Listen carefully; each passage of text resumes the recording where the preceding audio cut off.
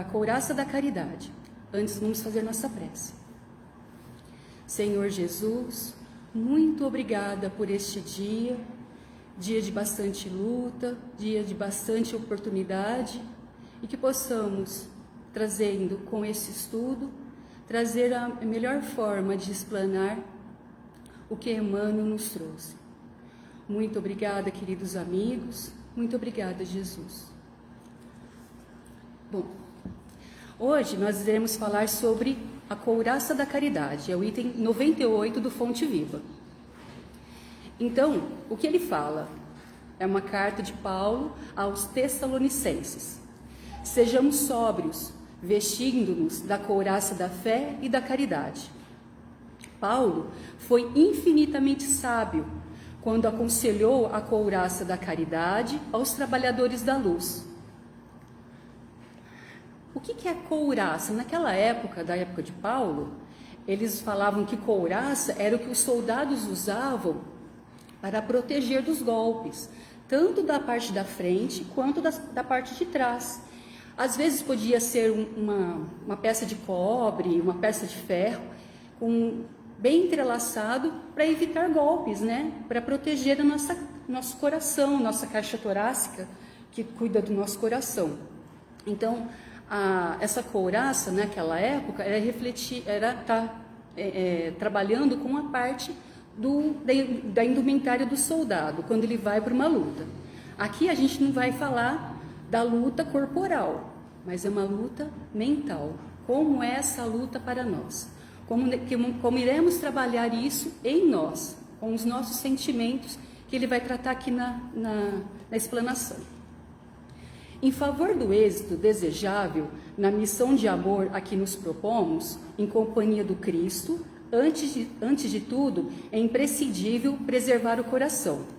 Então aqui, ele não está falando da minha companhia, da companhia de outra pessoa, da companhia do Cristo. Então, o que nós iríamos falar em nome de Jesus?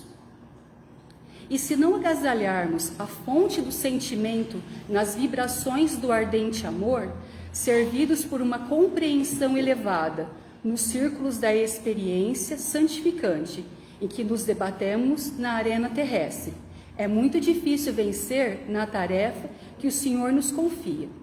Então aqui ele fala de sentimento. Sentimento não é uma coisa que a gente fala assim, que eu consigo dosar. O sentimento é uma coisa própria de cada um. Eu posso sentir raiva, posso sentir medo, é um sentimento. Cada um tem uma dosagem. Eu posso sentir amor, posso sentir vontade de fazer algo. Então, é tudo dosagem. Cada um vai saber o que é essa dosagem a partir do momento que sente. Só que, mesmo eu tendo uma irmã gêmea, por exemplo, eu não vou conseguir ter esse sentimento, eu não vou conseguir ter a mesma emoção que a minha irmã vai ter, que se eu tivesse, lógico, né?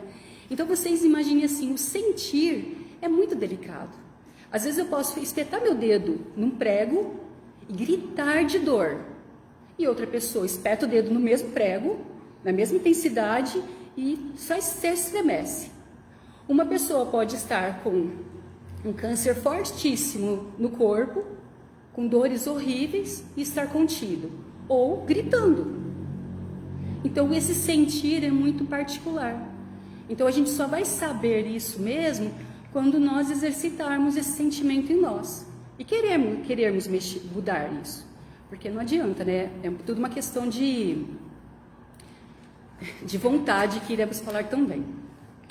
A irritação permanente diante da ignorância adia as vantagens do ensino benéfico. Então, olha que interessante, ele está falando de um sentimento que você está de irritação. E se você continuar com esse sentimento constante de irritação, a gente não vai querer um ensinamento nenhum, né? Porque eu não vou querer parar para entender. A indignação excessiva perante a fraqueza extermina os germes frágeis da virtude. Então, de novo, eu estou exacerbando, obrigada. Aí, uma coisa muito ruim em mim, E aí, essa coisa muito ruim em mim atrapalha outras coisas, né? Então, por exemplo, às vezes eu podia ter uma doença muito séria, mas por misericórdia foi amenizado, porque eu fui trabalhando esse sentimento em mim para eu me melhorar. Mas se eu estiver muito irritado o tempo todo, como é que eu vou ter esse sentimento? Como vou ter esse remédio, né? A ira frequente, obrigada. A ira frequente no campo da luta pode multiplicar-nos os inimigos sem qualquer proveito para a obra a que nos devotamos. A severidade demasiada à frente de pessoas ainda estranhas aos benefícios da disciplina faz-se acompanhar de efeitos contraproducentes, por escassez de educação no meio que se manifesta. Então, tudo aqui está falando, o texto está falando sobre coisas exacerbadas. Não é porque eu estou irritada que eu sou irritada, né? Então eu estou pensando assim, eu tenho momentos de irritação, né? Eu acredito que a maioria tenha também, que eu estou na carne. Então eu tenho momentos de coisas ruins, mas se eu não souber que eu sou irritada, que eu estou irritada nesse momento, como é que eu vou trabalhar isso? Então eu preciso trabalhar as coisas, saber que eu tenho, para eu conseguir trabalhar, porque senão, não, eu vou deixar de lado que eu não tenho esse problema. Eu sou santa, como assim, né? E nós não somos santos. Nós estamos a caminho, bem lá atrás, nos primeiros degraus, mas nós estamos trabalhando, a gente está buscando alguma coisa de bom, né? Então, se eu souber que eu tenho essa deficiência, eu vou procurar formas de trabalhar isso. Compreendendo assim que o cristão se acha num verdadeiro estado de luta. Lembra da luta do soldado? Só que em vez de ser o soldado de forma corporal, eu estou trabalhando de forma íntima. Então, compreendendo assim que o cristão se acha no verdadeiro estado de luta, em que por vezes somos defrontados por sugestões de irritação intemperante, da indignação inoportuna, da ira injustificada ou da severidade destrutiva. O apóstolo dos gentios receitou-nos a couraça da caridade, por sentinela defensiva dos órgãos centrais da expressão da vida. Então, olha, sentinela de novo, a sentinela defensiva dos órgãos centrais da vida, da expressão da vida. Aqui me faz lembrar, essa parte aqui da sentinela defensiva, porque quando nós ficamos muito tempo irritados com alguma coisa, né? Ou da dor de cabeça, ou dor de estômago, porque nós estamos lesando de alguma forma o nosso corpo físico, né? Esse corpo que me abriga, que abriga cada um que está, né? Esse corpo que quando eu estou com alguma dor, eu vou ao médico, eu vou à farmácia, compro algum remédio para aliviar, né? Então, esse é um vaso sagrado, né, que abriga o meu ser, que me abriga e que eu posso interagir com os outros, né? E se eu usar isso a favor, né? Assim, a misericórdia de Deus nos dá os remédios, né? Só que eu não vou ficar tomando remédio para o resto da vida. Eu preciso também procurar outras formas de me corrigir, né? É indispensável armar o coração de infinito entendimento fraterno para atender ao ministério em que nos empenhamos. A convicção e o entusiasmo da fé bastam para começar honrosamente, mas para continuar o serviço e terminá-lo com êxito, ninguém pode prescindir da caridade paciente, benigna e invencível. Olha que interessante. Caridade paciente. Caridade com o passar do tempo. Eu preciso ter caridade, ter paciência comigo, né? Igual uma criança que está aprendendo a andar. A gente vai, segura os bracinhos, protege ela para não machucar. Então, com a gente é a mesma coisa. Nós temos que ter paciência para conosco, né? E isso nos faz trazer um estudo que está no livro Problema do Ser, do Destino e da Dor, que fala sobre as potencialidades da alma. E uma das nossas potencialidades é a vontade. No livro O Problema do Ser, do Destino da Dor, são 3 partes. Então é o problema do ser, só que a gente vai falar sobre o problema da dor aqui. E aí ele fala um pedacinho do problema do ser. Ó. O problema do ser nos deixou entrever a poderosa rede de forças, de energias escondidas em nós. Nós temos forças escondidas em nós, e que vai falar aqui no texto, ó. Então, de energias escondidas em nós. Aí a gente fala assim, como assim energias escondidas em nós? Mostrou-nos que todo o nosso futuro, em seu desenvolvimento ilimitado, lá está contido em germe. É como se fosse uma sementinha. As causas da felicidade não se encontram em lugares determinados no espaço. Estão em nós, nas profundezas misteriosas da alma. É o que confirmam todas as grandes doutrinas. Não é só o Espiritismo que fala. O reino dos céus está dentro de vós, disse o Cristo. O mesmo pensamento é expresso sob uma outra forma nos Vedas. Trazes em ti um amigo sublime que não o conheces. A sabedoria persa não é menos afirmativa. Viveis no meio de armazéns cheios de riqueza e morreis de fome à porta. Olha que interessante. É uma citação de Sufis Perdozes. Aí mais à frente, ele é muito interessante, gente, é uma linguagem bem didática. Como poremos em movimento esses poderes interiores e os orientaremos para um ideal elevado? A resposta, pela vontade. O uso persistente, tenaz, dessa faculdade soberana nos permitirá modificar nossa natureza, vencer todos os obstáculos, dominar a matéria, a doença e a morte. Olha que interessante. É pela vontade que dirigimos nossos pensamentos para um objetivo preciso. Ó, focar no pensamento. Então, uma coisa assim que me ocorreu durante o trabalho nos estudos. Quando nós estamos aqui, bonitinhos sentados, todo mundo fala assim, ela está aqui de corpo presente. Perfeito. Mas eu estou pensando aqui, eu estou ouvindo a palestra. Daqui a pouco, será que eu desliguei o gás? Nossa, será que eu fechei a porta do carro? O nosso pensamento ricocheteia, vai para lá e para cá. Aí eu, puxa, estou ouvindo a palestra, aí senta e para. Aí daqui a pouco vai para outro lugar, sentadinho na cadeira. É doido isso, né? Mas tudo bem. Na maioria dos homens, os pensamentos flutuam sem parar. Sua mobilidade constante, sua variedade infinita, oferecem pequeno acesso às influências superiores. Então, as influências superiores têm pouco acesso, porque a gente não para. É preciso saber se concentrar, colocar seu eu em sintonia com o pensamento divino. Então, se produz a fecundação da alma pelo Espírito Divino, em que envolve e penetra, a torna apta a realizar nobres tarefas. Prepara para a vida no além, cujos esplendores entrevê enfraquecidamente desde esse mundo.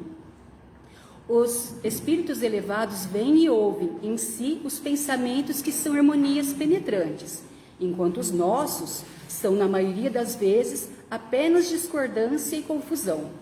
Aprendamos a nos servir de nossa vontade e, por ela, a unir nossos pensamentos a tudo que é grande, a harmonia universal, cujas vibrações enchem o espaço e embalam os mundos. Então, se a gente conseguir trabalhar essa harmonia em nós, tudo vai ser harmonia. Mas a gente tem que fazer como o Emmanuel nos disse, trabalhar de forma paciente, não deixar de fazer. Errei, somos humanos. Mas o que a gente precisa fazer? Nos melhorar, ler, estudar, ouvir palestras. Se está com algum problema, ligar para um amigo. O que eu posso fazer? O que eu tenho que fazer em prol de mim? Porque eu estou trabalhando comigo. Eu preciso me melhorar. E se eu souber o que eu preciso melhorar, ótimo. Eu vou procurar em livros, em palestras, em qualquer coisa. Bom, agora eu encontrei essa maravilha lá no Médico Jesus. Chama Mudança de Rumo. Se estás doente, meu amigo, acima de qualquer medicação, aprende a orar e entender e a auxiliar e a preparar o coração para a grande mudança. Olha, é uma citação de Emmanuel, então nós estamos repletos de Emmanuel aqui, né? O livro Fonte Viva, o Médico Jesus. Então, se estás doente, meu amigo, acima de qualquer medicação, aprende a orar e entender, a auxiliar e a preparar o coração para a grande mudança.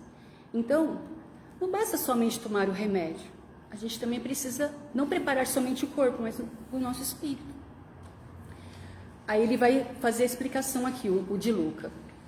Quando estamos em um lugar que nos desagrada e nos provoca algum sofrimento, a solução mais lógica é deixarmos esse local.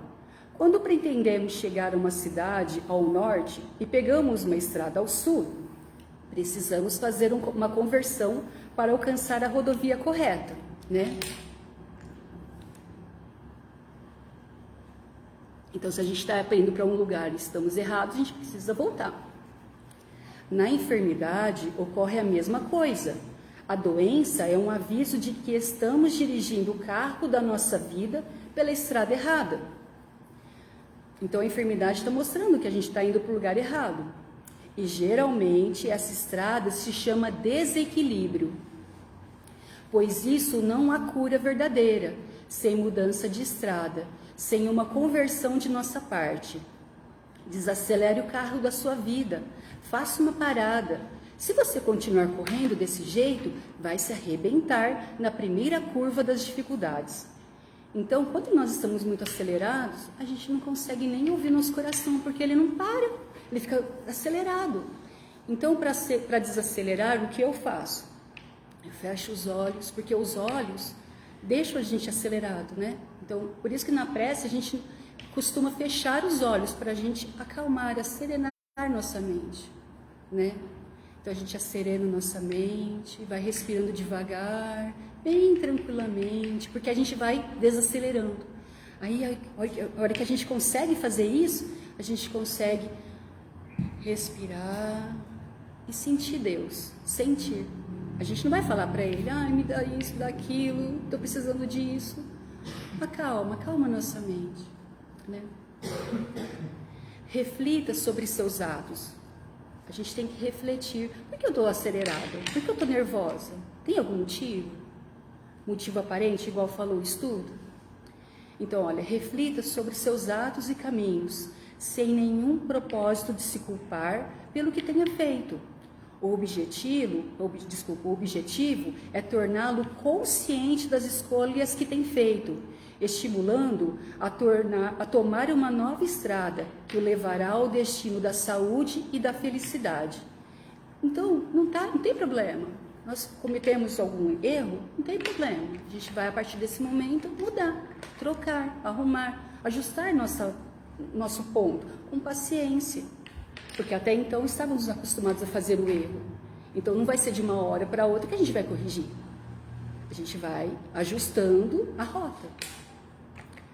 Em todas as curas que realizava Jesus, sempre apresentava aos enfermos a proposta do não peques mais, isto é, não voltes a errar.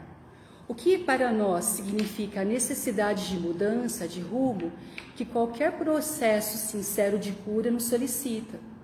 Muitos a quem Jesus curou voltaram a adoecer, muitos não mudaram de vida, persistindo em seus velhos hábitos doentios. Tenhamos consciência que custará muito menos mudar do que experimentar o sofrimento do comodismo.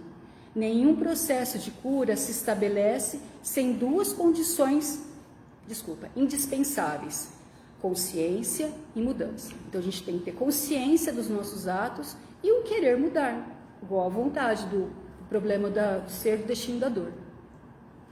Nunca é tarde para uma mudança de caminho, por piores que tenham sido as estradas do erro percorridas. Jesus não desistiu de você, também de mim, tá?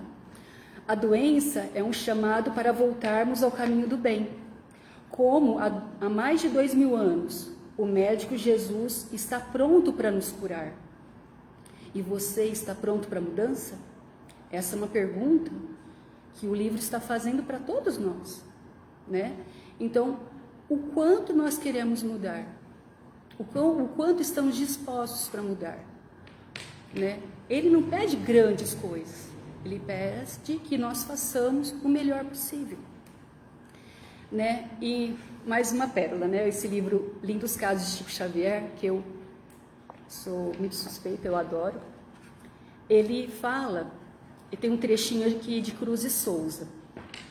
E como a Ivanir fala, né? A gente abre os livros assim, parece assim, nossa, isso aqui caiu nas minhas mãos, né? Ficou perfeito.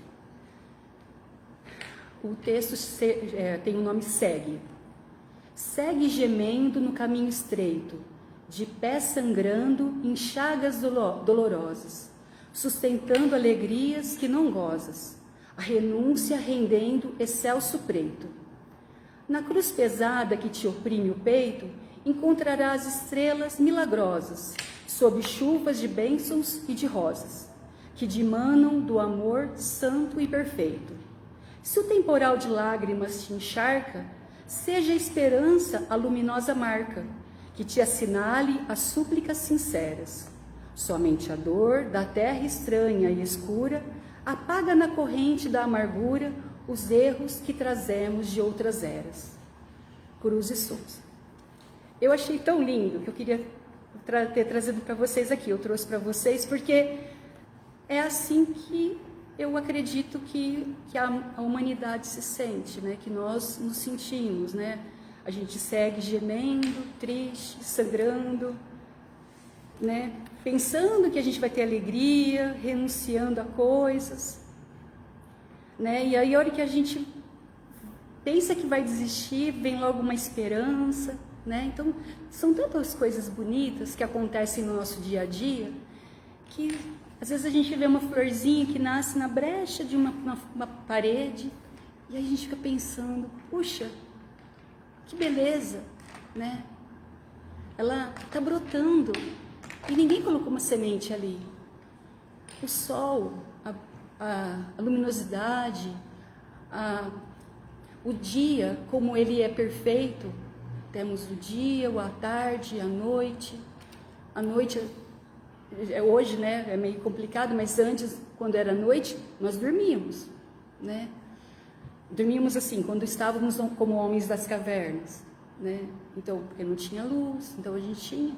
Então, é toda uma forma assim de como a natureza trabalha com os humanos, com os seres da criação. Então, a gente vê a beleza de Deus guiando nossos passos, cuidando de nós, né? Então, eu estou estudando uma parte da meditação que fala assim que a meditação é como se fosse meditação guiada. Então, uma das coisas que ele explica é assim: tudo que você vai fazer, pelo menos na maioria das coisas, agradeça. Então, na hora que você acorda, espera um pouquinho e agradece. Agradece, abre os olhos, fala, puxa, acordei. Mais um dia de benefícios. A hora que você vai se alimentar, agradece, porque tem pessoas que não conseguem se alimentar. Precisam de sonda, e a gente tem o benefício da deglutição, né? Então, tantas coisas na hora de tomar um banho, tem tantas coisas pequenas que às vezes acontecem no nosso dia, que a gente acorda, faz de forma automática, e a hora que a gente vê, acabou o dia, vamos dormir, acorda de novo, né? E assim, é uma forma de nós agradecermos a vida, agradecermos a esse Pai, como Jesus nos disse, nosso Pai, nosso, sem crença, sem dogma, sem nada, é nosso Pai. Então, se é nosso Pai, nós somos irmãos, né? Então, eu não quero mal para mim, não quero mal para o meu irmão, né? Então, eu agradeço muito a oportunidade de ter feito esse estudo, espero ter sido clara. Se caso alguém quiser fazer um comentário, depois a gente olha para responder, tentar responder.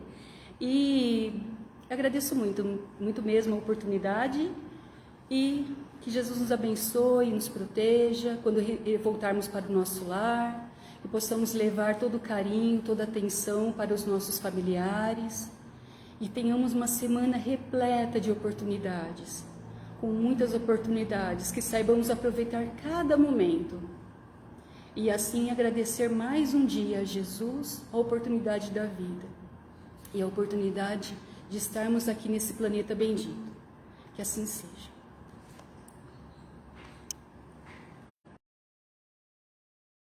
Tinha clicado em